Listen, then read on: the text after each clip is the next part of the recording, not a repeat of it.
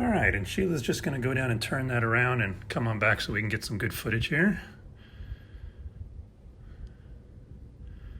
She's going to turn around. Sheila? Honey? Uh-oh.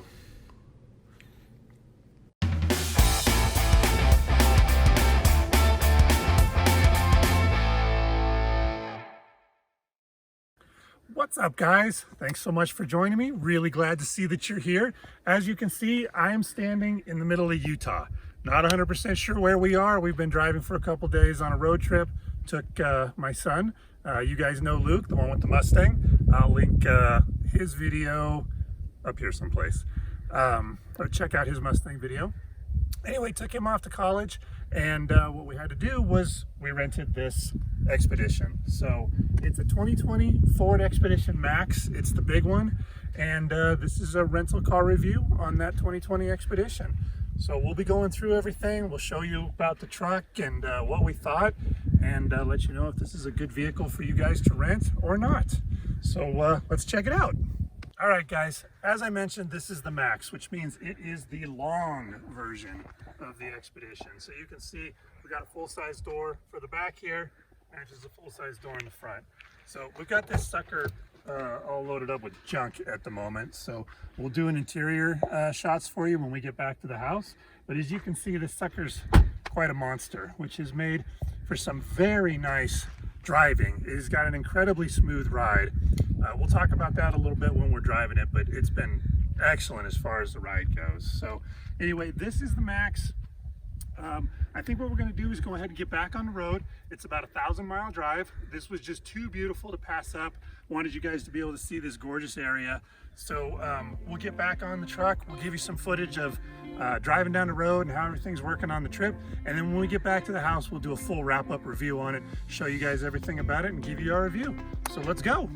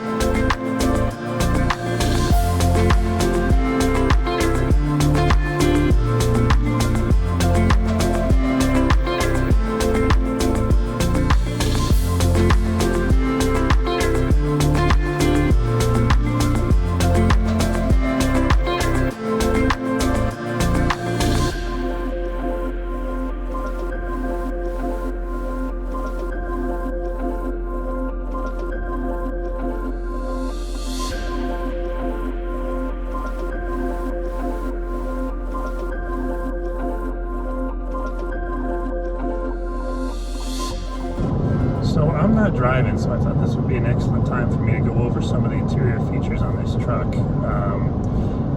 Overall, it is actually really cool. I am not, well, I didn't used to be a big Ford fan. I loved Fords years ago.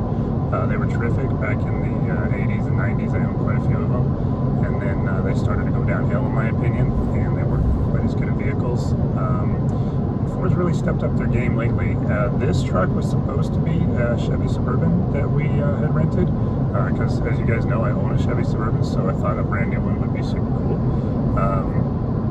but instead they gave us this. And at first I was a little disappointed, but I got to tell you, this truck is actually really impressive. We're very, very pleased with it. It's been extremely comfortable. So you can see it's got a bit, like I said, it's full of junk right now from dropping off my son, but it's got quite a bit of room back there. And I was going to go through the features here. It's got the new My Touch system, and I was going to show you guys that, but watch what happens. So I'm not 100% sure what My Touch system it is, and so I thought, well, that's fine, I'll just look, right? So maybe it's touchscreen. That's super cool, and it works a whole lot better than some of the old ones. So go to diagnostics, and look at that nonsense. For your safety, the features have been disabled while your vehicle is in motion. Now, we're in motion, but I'm not driving. You know how on those videos that you're watching, I don't know if you're watching it like Dust or something, some of those where they do all the future short films, they're awesome. If you haven't checked them out, you should totally check them out. But I was watching one the other day, and the main character does something, and the computer's like, that's not authorized, and the person goes, override, and then the computer does it. That's not going to happen. As you can see, there was no override button on that thing. There wasn't even a passenger button on that thing. So I think the future is going to be, you get where you're going, you try to do the thing, the computer says, that's not authorized. You can do the thing, the computer can do the thing, the ship can do the thing, but you can't do the thing because it's not authorized, and I guarantee you there's not going to be any override. There's probably going to be a lawyer that pops up and says, this is not authorized to protect the whatever shipping alliance federation, whatever. Yeah, that's how it's going to be.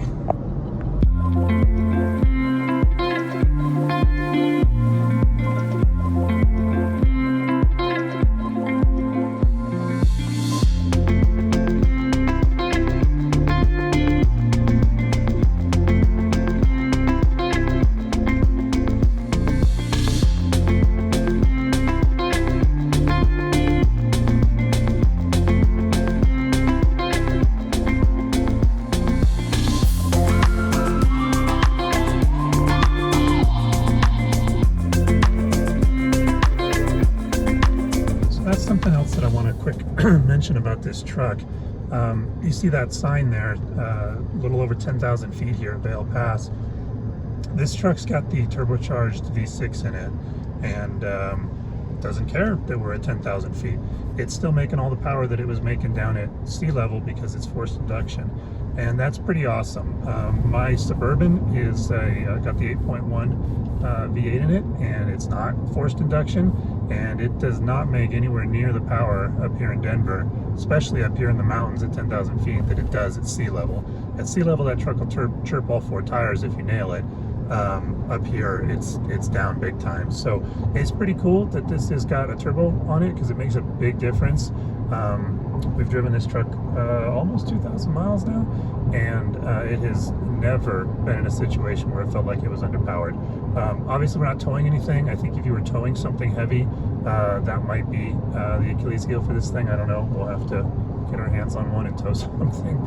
But as far as just a regular driving and hauling goes, this thing's been fantastic. It has always had plenty of power. So just want to mention that while we're up here, crossing the Rocky Mountains as we are, as you can see. Plenty of opportunity here to test this thing's power. That's been pretty incredible. This thing gets almost 600 miles to the tank. It's 1,000 miles from our house in Colorado to where my son's going to college, and we had to fill this thing up once when we left and once on the way. So that's pretty awesome. I mean, obviously it takes like $60, $70, $80 to fill it up once you get there, and you got to put super in it because it's turbocharged. But you're gonna have to do that anyway, even if it had a smaller tank. So pretty awesome that it's got such a ridiculous range on it, because it's been getting like 20 miles to the gallon the whole way out here, so and the whole way back. And we haven't been taking it easy. We've been right at the speed limit the entire time, so that's super cool. Hats off to you, Ford. Nice job. All right, guys, so it is the next day. As you can see, we're back. We got back late last night, and we did go through the truck. I got all of the crap cleaned out of it from taking Luke off to college. So we're gonna go through. I'm gonna show you the interior, what it looks like with the seats up. We'll go through the front instrument panel and center console and stuff, and show you guys all of that. Okay, looking at stuff up front here, this thing's actually got a really nice, really well done um, driver's compartment, all of the controls and stuff. We found this touchscreen, this version of MySync, which I still don't know what it is, to be super convenient, and we love this center console. Not a huge fan of this. I realize that they can't have the shifter anymore. That makes sense. But I don't like this thing. I can't tell you how many times I changed the volume on the radio when I was meaning to change into drive. I know that sounds dumb, but they're the same shape and the same texture. And you know, your mind says turn something, so you just reach out and turn something. That doesn't work. Luckily, we didn't have the problem where I shifted that when I was trying to change the radio volume, so that's good. It does have manual drive modes or manual shift modes. We did use this coming down the mountains. I put it in manual and then shifted down. I believe this is the 10-speed. I only saw it get up to 8th gear though when we were messing around with manual stuff. But we downshifted to like 6th or 5th coming down the hill, and it held that. And it did great because that there's a long divide coming out of the Eisenhower, or a long hill coming out of the Eisenhower tunnel. And you'll ride your brakes all the way down if you don't use something like this. So that was super nice. That closes, makes that all nice and clean. But in here is a wireless charging port, which we use the heck out of that. That's super cool. And also some regular plug chargers. You can talk to the MySync system. If you plug into one of those, your phone can run, we have iPhones, so we ran Apple CarPlay. But I saw that it had an Android on there as well. So it's got that. And then in here, it has a really deep center console, and Enterprise left the manual in there for us. I didn't get into that, but yeah, this super console is super nice. Let's see if I can show you. It's also got controls on the back here for the backseat passengers to be able to control the air conditioning on it because it has rear air. So that's awesome. And then over here, tons of storage. You still got your airbag up there. Got a little storage compartment right there, which is super nice. And then it's got a big old glove box. So that's pretty cool as well. There are multiple cup holders down there, cup holders right there, cup holders right there, and then more cup holders in the back. It's definitely American rig. There's freaking cup holders everywhere. It's got a Bang & Olufsen sound system, which is fantastic. It sounds wonderful. I would play you something, but I don't have any of the non-copyrighted music on my phone so that we could blast it. But all right, here's what the interior looks like without all the crap in it. That's with everything folded down. So you can see it's got a ton of cargo space. I can tell you from personal experience with the Suburban, which is about the same size as this, these things will swallow a tremendous amount of stuff, really ridiculous amount of stuff. Okay, here's something that's pretty cool. Check this out.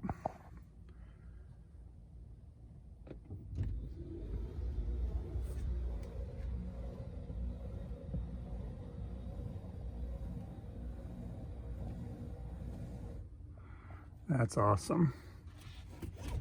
And just so that we've covered it, a little smuggling compartment back here for stuff, which is actually pretty cool.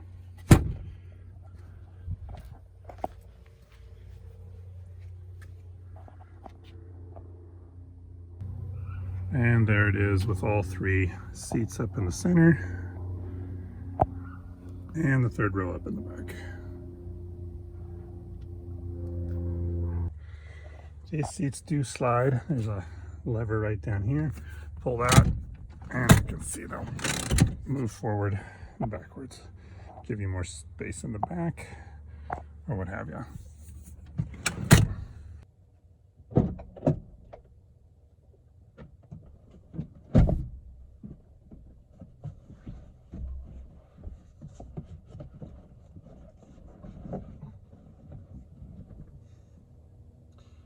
Yeah, I've got enough room. Knees touch, but not too shabby.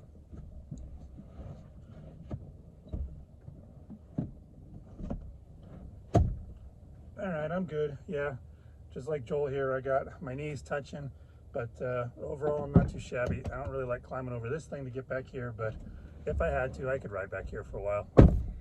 Oh, I got tons of room. I can actually move this seat forward. I've got like 3 or 4 inches. I can move this seat forward a couple inches and give Joel a lot more leg room back there. But yeah, this is great. All right, well, first of all, I figured out that this thing jumps forward like that. So Joel did not have to climb over this thing to get in the back. Yeah, of course I got tons of room up front. I got 2 or 3 inches on me. We're all 6'5", so keep that in mind.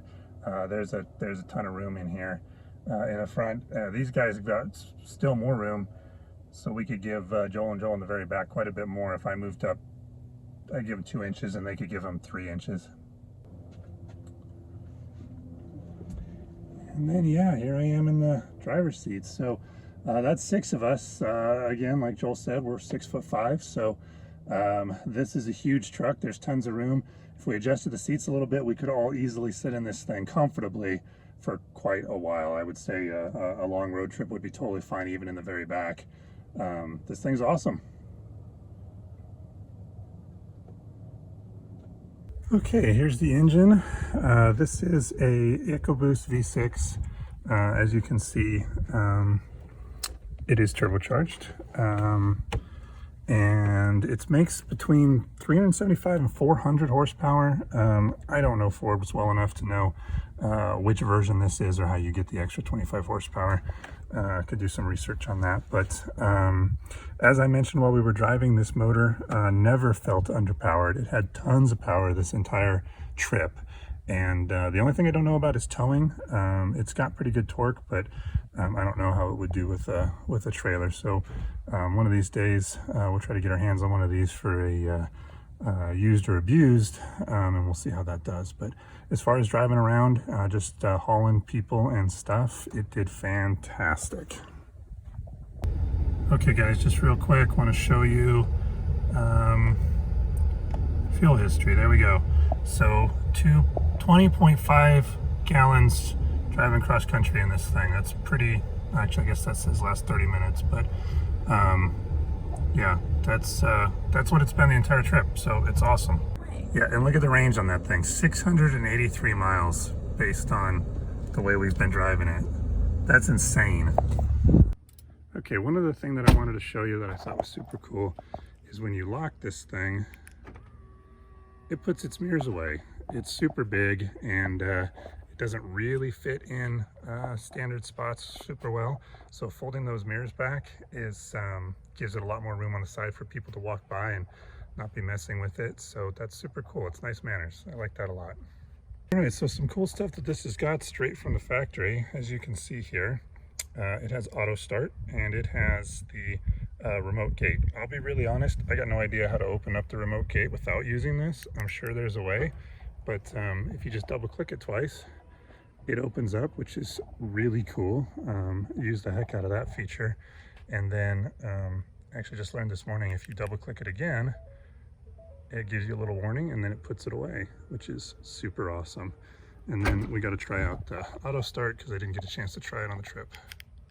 We hold it. Auto start doesn't work. 2 times. See, do you have to lock it? Yeah, you gotta lock it and then hit the button. So there you go. Two times on that and an auto start. So that would be super nice for the winter. Be able to hit it when you're up in your office or coming out from the grocery store or whatever. So anyway, I like it. This is super cool. All right guys, so that's a wrap. Don't forget to like and subscribe. Hit that notification button. As long as you subscribe, then you'll know, and you get those notifications, you'll know when we're hanging out. You can come hang out with us. We'd love to have you. And those likes and subscribes really help the channel. So thanks a lot. We'll see you on the next one. I love you.